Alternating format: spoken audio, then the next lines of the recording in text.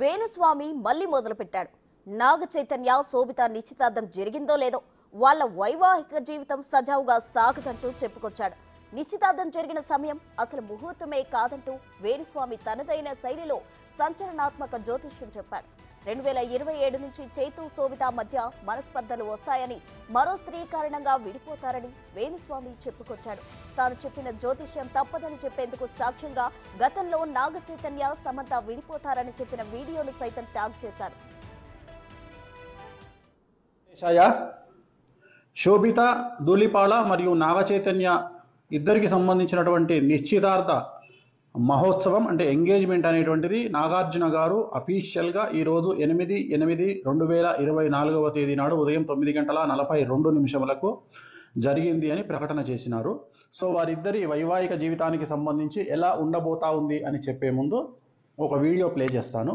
ఆ వీడియో చూడండి. తెలుగు చిత్ర పరిశ్రమలో హాట్ టాపిక్ అంటే నాగ చైతన్య సమంత వివాహానికి సంబంధించినంత వరకు విపరీతమైనటువంటి ప్రచారాలు ఉన్నాయి. ముఖ్యంగా నేను ఈ సంవత్సరం మే 28వ తేదీ చెప్పినట్లుగా నాగ చైతన్య సమంత జాతకాల్లో ఉన్నటువంటి దోషాల రీత్యా అంటే నాగ చైతన్య జాతకాన్ని విశ్లేషించినట్లయితే ఆశ్లేష నక్షత్రము, అలాగే జాతకంలో రవి శని కాంబినేషన్తో పాటు కాలసర్ప దోషం ఉంది. రవి అంటే తండ్రి స్థానం, అంటే తండ్రి స్థానం మంచిగా లేదు నాగ చైతన్య జాతకంలో. అంటే తన యొక్క తండ్రి స్థానం అంటే తన తండ్రి స్థానం కావచ్చు, లేదా తను తండ్రి స్థానం అవ్వడం అవ్వచ్చు. అంటే తన పిల్లలకు తనకు, లేదా తన తండ్రికి తనకు ఉండే వ్యవహారాల్లో లోటుపాట్లు ఉండేటువంటి అవకాశం ఉంటుంది. అలాగే వివాహం తదుపరి నాగ చైతన్య జాతకంలో తండ్రి అయ్యేటువంటి అవకాశాలు చాలా తక్కువ. నేను మాట్లాడేది సహజ సిద్ధంగా తండ్రి అవ్వడం గురించి మాట్లాడుతూ ఉన్నా. ఈ మధ్యకాలంలో ఐవీఆర్లో టెస్ట్ ట్యూబ్ బేబీలు లాంటివి వస్తున్నాయి కాబట్టి మరి ఏమిటండి గురువుగారు తండ్రి కాలేడన్నారు, సంతానం లేదన్నారు, మరి సంతానం అయ్యింది అంటే నేను సహజ సిద్ధంగా మాట్లాడుతున్నా. టెస్ట్ ట్యూబ్ బేబీలో ఐవీఆర్లో అయితే జాతకాల్లో చెప్పలేము, కానీ నేను మాట్లాడేది సహజ సిద్ధంగా తండ్రి అయ్యేటువంటి జాతకం అయితే కాదు. ఎందుకంటే జాతకంలో శని రవి కాంబినేషను, అలాగే కాలసర్ప దోషం ఉంది. ఇక మనకు సమంత జాతకాన్ని కనుక విశ్లేషించినట్లయితే భరణి నక్షత్రము, అమావాస్య రోజు జన్మించినటువంటి అమ్మాయి నాగ చైతన్యం చేసుకోవడం వల్ల నాగ చైతన్యకే బాగా కలిసి వచ్చేటువంటి అవకాశంగా మారి ఉంటుంది, మారబోతూ ఉంది. కానీ అమ్మాయి జాతకంలో కూడా కుజదోషం కనిపిస్తూ ఉంది, కాలసర్ప దోషం కనిపిస్తుంది, అలాగే సమంతకు కుజదోషం ఉంది. ఈ కారణం చేత వీళ్ళిద్దరు వివాహం తదుపరి గొడవలు రావడము, విడిపోవడము, వీళ్ళ మధ్యన గ్యాప్ రావడము, అలాగే కొన్ని సందర్భాల్లో ఇంకా కుటుంబ సమస్యలు తలెత్తేటువంటి అవకాశాలు ఖచ్చితంగా 100% కనిపిస్తూ ఉన్నాయి. వీడియో చూసినారు కదా. సో ఇప్పుడు మనము విశ్లేషిద్దాం. ఇవాళ ఫస్ట్ ముహూర్తం తీసుకుందాం, జాతకాలు పక్కన పెడదాం. నాగ చైతన్య సమంత శోభిత ధూళిపాల జాతకాన్ని పక్కన పెట్టి ఇవాళ మాత్రమే జరిగినటువంటి ముహూర్తాన్ని విశ్లేషిద్దాం. ఇది బేసిక్ గల్లీలో ఉండే జ్యోతిష్యుడైనా చెప్పగలుగుతాడు. సో దీనికి వేణుస్వామి లాంటి జ్యోతిష్కుడు అవసరం లేదు. ఎవరైనా బేసిక్ హిందూ మతం తెలిసి శాస్త్రం తెలిసిన వాళ్ళు చెప్తారు.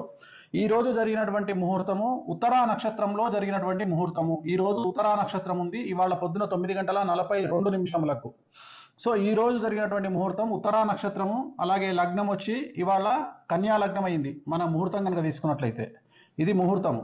సో ఇది కన్యా లగ్నం అయింది. సో మేషం, వృషభం, మిథునం, కర్కాటకం, సింహం, కన్యా లగ్నం అయింది. జనరల్గా వైవాహిక జీవితానికి సంబంధించి ఎంగేజ్మెంట్ అయినా సరే, వివాహం అయినా సరే 7th హౌస్ కళత్ర స్థానం అనేటువంటిది ఖాళీగా ఉండవలెను. ఇక్కడ ఎవరున్నారండి?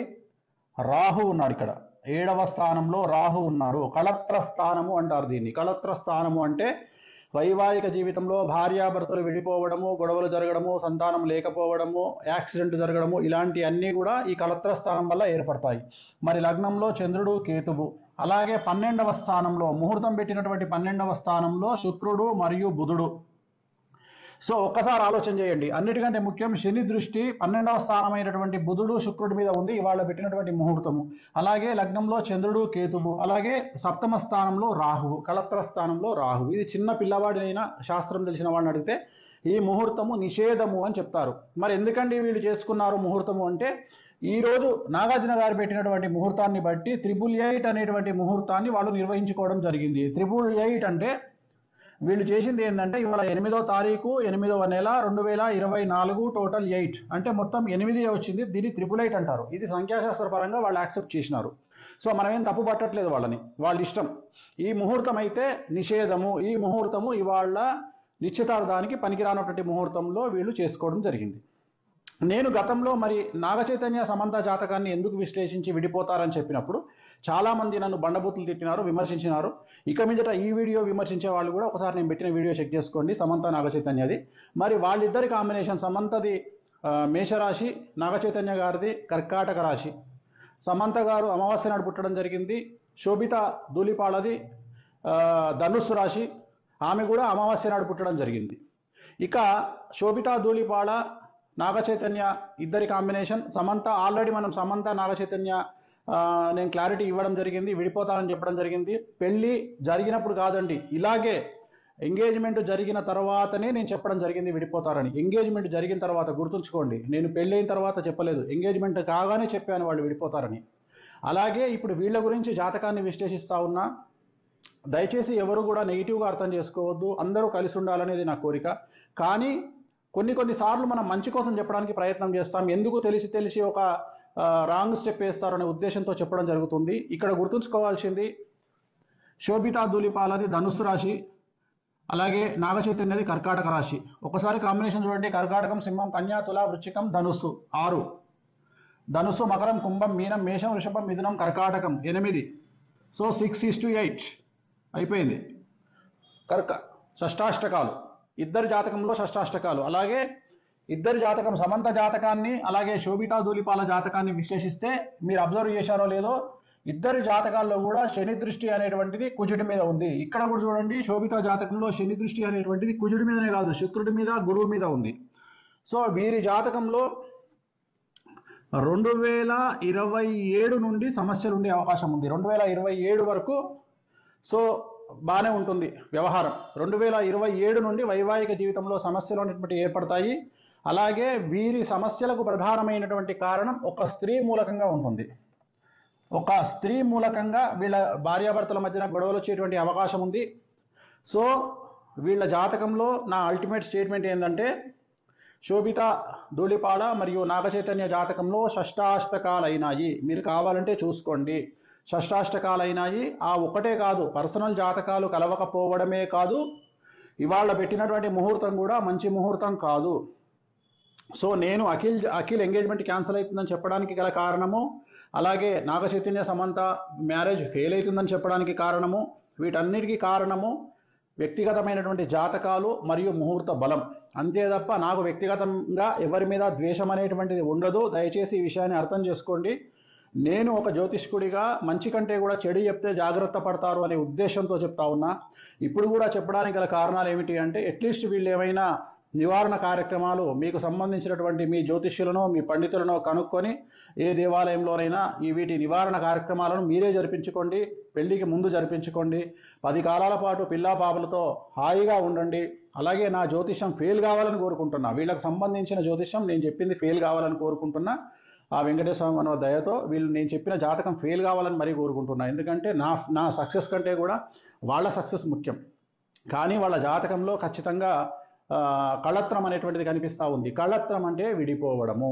కళత్రం అంటే విడిపోవడము. 7th హౌస్లో రాహు ఉన్నాడు, అలాగే లగ్నంలో కేతు ఉన్నాడు. చిన్న పిల్లవాడిని అడిగినా చెప్తారు ముహూర్తం తప్పు. అలాగే వీళ్ళ కాంబినేషన్ షష్టాష్టకాలైన శోభితాది మరియు నాగచైతన్యది. ఒక విషయం చెప్పాలంటే, సపోజ్ మీరు అడిగారు అనుకోండి, గురుగారు మీరు మీకు తెలిసి ఎన్ని మార్కులు వేస్తారండి ఒకవేళ నాగచైతన్యకు Samantha combination plus Naga Chaitanya Sobhita Dhulipala combination అని మీరు అడిగితే, నేను క్లియర్గా చెప్తున్నా, చైతన్య సమంత 100కి కనీసం ఒక 50 మార్కులు వేయచ్చు. చైతన్య శోభిత 100కి 10 మార్కులు కూడా వేయలేను. అలాగే సమంత జాతకం 100% బాగుంది ఇండస్ట్రీ పరంగా తీసుకుంటే. అలాగే శోభిత జాతకం తీసుకుంటే 20% బాగుంది కెరియర్ పరంగా నేను చెప్పేది. సో ఓవరాల్గా తీసుకుంటే నేను అడిగేది ఏంటంటే, నేను చెప్పదలుచుకున్న పాయింట్ ఏంటంటే, నాగచైతన్య కాంబినేషన్ ఆఫ్ శోభిత 100కి 10 మార్కులే, అండ్ నాగచైతన్య సమంత 50 మార్కులు. సో ఇంత 50 మార్కులు వేసినటువంటి వాళ్ళే విడిపోయారంటే మరి కాంబినేషన్ ఆఫ్ సమంత నాగ చైతన్య శోభిత కాంబినేషన్లో మరి నేను 10 మార్కులు వేస్తున్నా 100కి అంటే ఇంకెంత ప్రభావం ఉందో చూడండి. ఎందుకంటే శోభిత జాతకంలో చాలా ఎక్స్ట్రీమ్ ప్రాబ్లమ్స్ కనిపిస్తూ ఉన్నాయి. సో ఒక స్త్రీ మూలకంగా వీళ్ళ జాతకంలో వీళ్ళు విడబాటుకు గురయ్యే అవకాశం ఉంది. అలా జరగొద్దని కోరుకుంటా ఉన్నా. నేనే ఓడిపోవాలి, నా జాతకమే ఫెయిల్ అవ్వాలని కోరుకుంటా ఉన్నా. అలాగే స్వయం ప్రకటిత యూట్యూబ్ మేధావులు, స్వయం ప్రకటిత యూట్యూబ్ జర్నలిస్టులు గుర్తించాల్సింది ఏంటంటే ఇదే నాగ చైతన్య సమంత విడిపోతారని నేను ఎంగేజ్మెంట్ అప్పుడు చెప్పాను. ఇప్పుడు కూడా మళ్ళీ వీళ్ళు కూడా విడిపోతారని చెప్తా ఉన్నాను.